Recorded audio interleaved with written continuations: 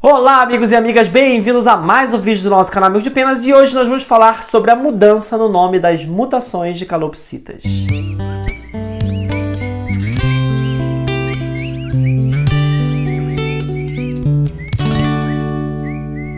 Para quem gosta do tema mutações, eu vou deixar aqui embaixo o link para o meu curso Como Cuidar de Calopsita.com e lá, além dos módulos incríveis de manejo, tem também módulos sobre mutação, em que eu explico tudo direitinho, que se ficar ainda alguma dúvida, você pode, através do grupo de alunos, tirar essa dúvida pessoalmente comigo, tá bom?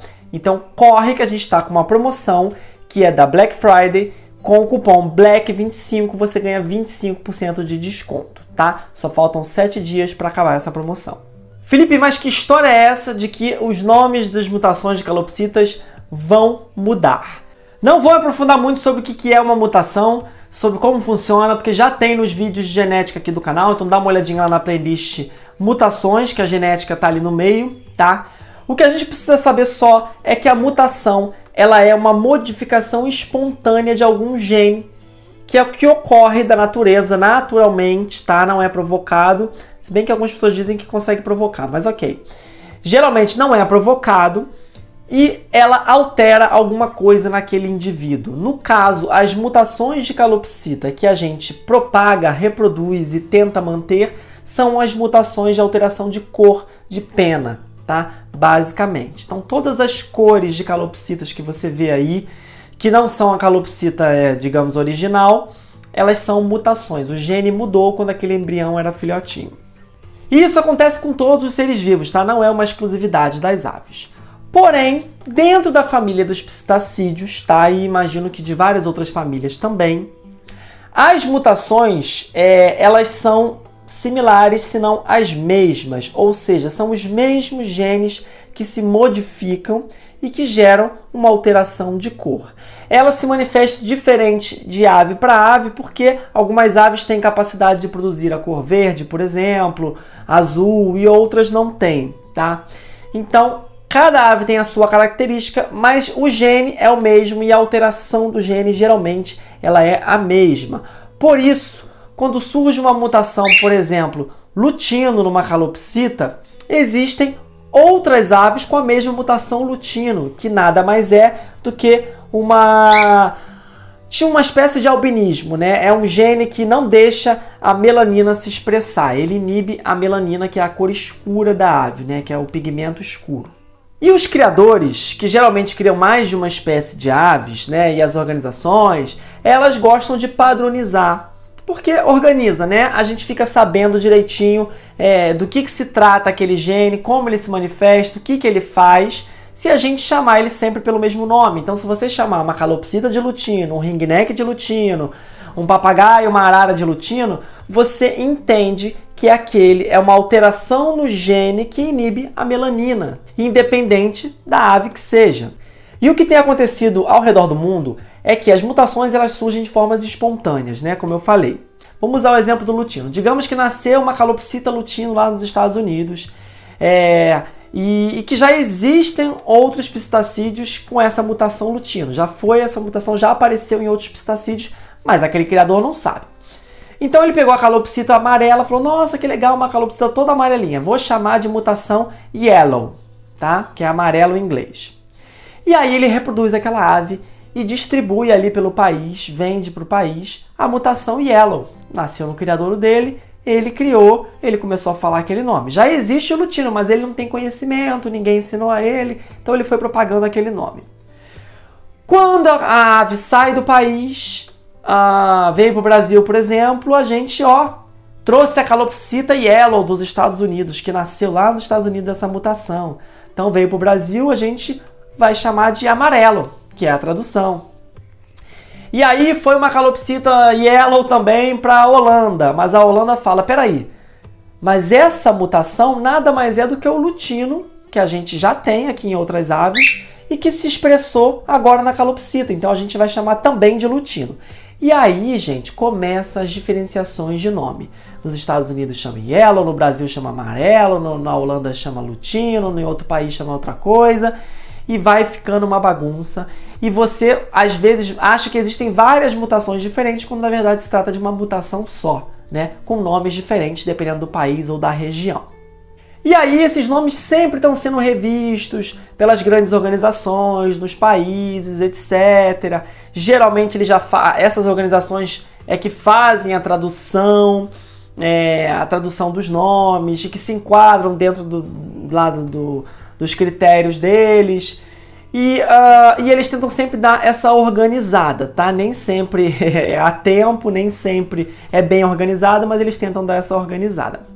E agora as organizações grandes de aves no Brasil decidiram então que os nomes de calopsitas, o Dito arrancou meu brinco, os nomes de calopsitas no Brasil estão muito bagunçados, como estão em outros países também, principalmente nos Estados Unidos. E como a gente importa muita coisa dos Estados Unidos, no Brasil também ficou um pouco bagunçado, ficou despadronizado do que a maioria dos países. E aí então eles decidiram, nos seus concursos, nos seus manuais, alterar o nome das mutações de calopsitas. Algumas, tá? Não são todas. Para que então você possa olhar para uma calopsita amarela e dizer uma calopsita lutino, ringneck lutino, papagaio lutino. Enfim, dentre outras que eu vou explicar agora para vocês porque que está mudando, que é para padronizar. Felipe, que organizações são essas? São organizações não governamentais, tá? São associações, criadores e pessoas que são interessadas em aves, criam essas associações, essas grandes organizações e promovem concursos, exposições, ajudam também muito aí no desenvolvimento da profissão de criador no país, tá? Então eles também têm esse papel. Mas eles não estão ligados ao governo e ninguém é obrigado a participar nem a adotar nada dessas empresas, a não ser que você faça parte, tá bom?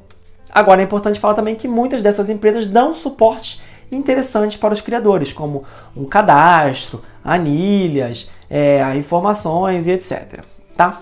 Pois bem, então alguns nomes de calopsitas, de mutações de calopsitas foram alterados no manual dessas organizações e isso deve começar a ser praticado aí no dia a dia. Então você vai começar a ver esses nomes novos no dia a dia, porque muitos criadores vão adotar esses nomes e muitos criadores são dessas organizações e aí tem que adotar mesmo, tá? Hoje aqui eu só vou explicar para vocês as mutações que vão mudar de nome, tá? Então tudo que eu não falar aqui é porque vai continuar igual. Essa lista eu peguei de uma das organizações que lançou essa nomenclatura nova, então pode ser que tenham outras, pode ser que tenham mais alterações para frente, no momento é essa informação que a gente tem. Primeira mutação que a gente vai falar hoje nem é uma mutação, é o nosso conhecido silvestre, tá? Silvestre, animal silvestre, é o nome que a gente usa para o animal que ele é nativo aqui da fauna brasileira e que vive selvagem. Como a calopsita ela é um animal exótico, ela veio de outro país e ela é considerada um animal doméstico, ela não se enquadra como silvestre, então a gente não poderia estar utilizando o nome de silvestre. Mas, gente, é só pensar um pouquinho. Entende-se que a calopsita silvestre é a calopsita que tem na natureza, que não é no Brasil, é na Austrália, mas é a cor que tem selvagem, tá? Então, silvestre, como vocês bem sabem, é essa calopsita cinza aqui de cara amarela e bochecha vermelha, que agora vai se chamar cinza. Tcharam! Simples, né? Então, ao invés de a gente chamar silvestre, a gente vai falar calopsita cinza. Eu gosto dessa mudança, tá? Eu acho que esse cinza ele vai facilitar a identificação da ave, porque se você fala silvestre, quem não conhece não sabe do que se trata, e quando você fala cinza, qualquer um entende que a calopsita ela é cinza. Tá? Apesar do nome silvestre não me incomodar, porque né, dá para entender que é a ave selvagem, mas agora então o silvestre vai ser chamado de cinza. Outra mutação também que vai mudar o seu nome é o pérola. A partir de agora ele vai ser chamado de opalino. Mas Felipe, eu já ouvi essa palavra opalino. Sim, porque o gene que a gente chama de pérola, na verdade, é o gene da mutação opalina que existe já em outras aves, tá? E alguns criadores já chamam de opalino. Só que, popularmente, a gente chama de pérola, tem gente que chama de carijó. E na questão da calopsita, eu acho até que usar a palavra opalino não se enquadra muito bem. Eu vou explicar para vocês por quê. No dicionário, tá?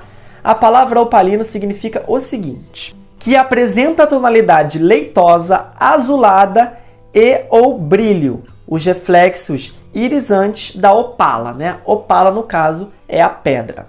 Então, opalino vem de opala, que é uma pedra que brilha, que é leitosa, azulada. E dá para ver muito bem, quando você vê, por exemplo, um ringneck opalino, como ele é parecido com essa pedra opala. Mas a calopsita é completamente diferente. Ela é toda pintadinha. Ela parece muito mais que ela tem um monte de pérolazinha no corpo dela do que propriamente uma pedra opalina, tá? Então, eu entendo, né, que já é uma mutação, que tem outras aves, etc, etc. Mas para a calopsita, não gostei muito desse opalino, não. O fulvo bronze vai continuar chamando fulvo bronze. Porém, o prata recessivo passa a se chamar fulvo cinzento. Eu, se fosse escolher um nome, eu colocaria fulvo bronze e fulvo prata, até porque a gente já está chamando de prata recessivo, né? Nos Estados Unidos, em inglês também usa prata recessivo. Então, se a gente está usando bronze, eu continuaria ali nas medalhas e colocaria fulvo prata, faltando só aparecer aí o fulvo ouro. Mas, já que você quer falar de cor, então eu colocaria fulvo marrom para o fulvo bronze e fulvo cinza para o fulvo cinza. Provavelmente, muito pouco tempo depois, se essas modificações aí pegarem, vão estar chamando aí o antigo prata recessivo não de fulvo cinzento, mas de fulvo cinza. Eu acho que naturalmente é o que vai acontecer. Eu mesmo não vou chamar de fulvo cinzento, tá? Organizações, me joguem pedra, me critiquem, mas a palavra cinzento não gosto, é uma palavra complicada, uma palavra que não está no meu vocabulário. Fulvo cinza é mais fácil, mais prático e vai ser assim mesmo. O prata dominante vai deixar de existir, agora vai se chamar diluído dominante. Eu acho péssimo esse nome para uma mutação. Qual é a mutação da sua calopsita? Diluído dominante. Acho horrível, até porque não é só o antigo prata dominante que tem essa característica de diluição. A gente tem o fulvo que tem também, a gente tem o canela que tem também. Então, quando você fala diluído, eu acho que, além do nome ser ruim para uma mutação, eu acho que dá uma confundida, tá? Mas vocês observem que a palavra prata, então, está sendo retirada das mutações de calopsita, tá? O prata recessivo virou fulvo cinzento / fulvo cinza e o prata dominante virou diluído dominante, tá? E aí a palavra dominante ela é importante porque é uma mutação de diluição que é dominante, é a única, tá? Porque o canela não é, o fulvo cinza não é, e etc, etc. As mutações Pastel Face e Cream Face, quando vieram para o Brasil, não tiveram tradução, tá? Então, nos Estados Unidos chama Cream Face e Pastel Face, né? Que são palavras em inglês. E quando vieram para o Brasil, a gente manteve em inglês. Por isso, estamos agora traduzindo essas mutações, tá? Que não vão ganhar o nome de face creme e nem de face pastel, né? Que seria a tradução. Mas pastel face passa a ser bochecha pastel e cream face passa a ser bochecha creme, tá? Então agora nós temos 3 mutações de bochecha: bochecha amarela, bochecha pastel e bochecha creme. Tranquilo, uma modificação bacana, legal, essa daí dá para emplacar, não me oponho, tá? Agora, a nomenclatura que eu achei mais interessante dessas todas é a mudança da expressão cara branca, né, da mutação cara branca e da expressão cara amarela, que a gente sabe que cara amarela não é mutação, né? Cara branca é, mas cara amarela não. Então, essas expressões, essa mutação e essa expressão também vão modificar, tá? Agora, o cara branca vai chamar fundo branco, como se a ave tivesse uma base, um fundo por trás daquela cor dela que é branco. E o cara amarela passa a ser fundo amarelo.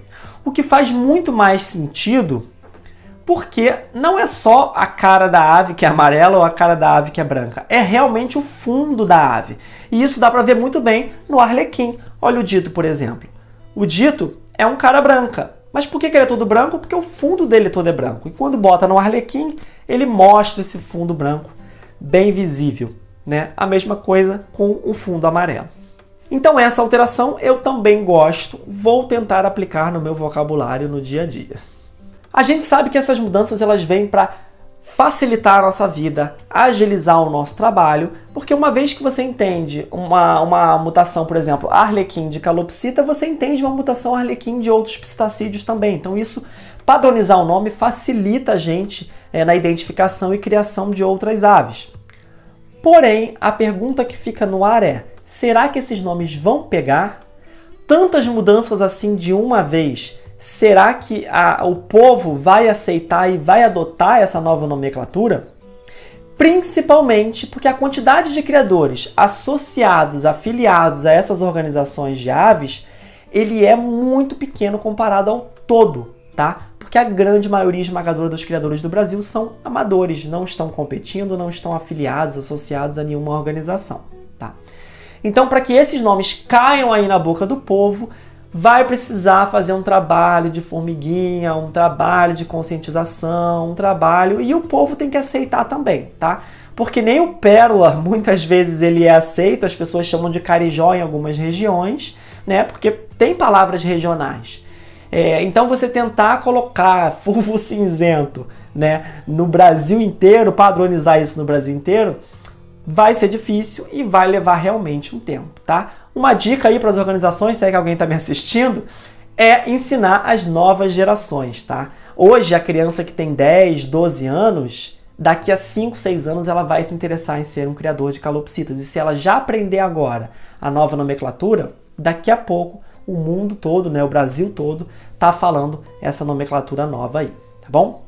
Espero que vocês tenham gostado do vídeo de hoje. Eu vou continuar acompanhando aí para saber se a galera tá adotando esses nomes ou não e vou compartilhar aqui no canal com vocês. Então, se vocês quiserem saber novidades, tem que curtir o vídeo aqui para o YouTube mandar meus vídeos para vocês e se inscrever no canal e ativar o sino das notificações, né? Que senão o YouTube não manda, acha que você não se interessa sobre o assunto e deixa pra lá, tá bom?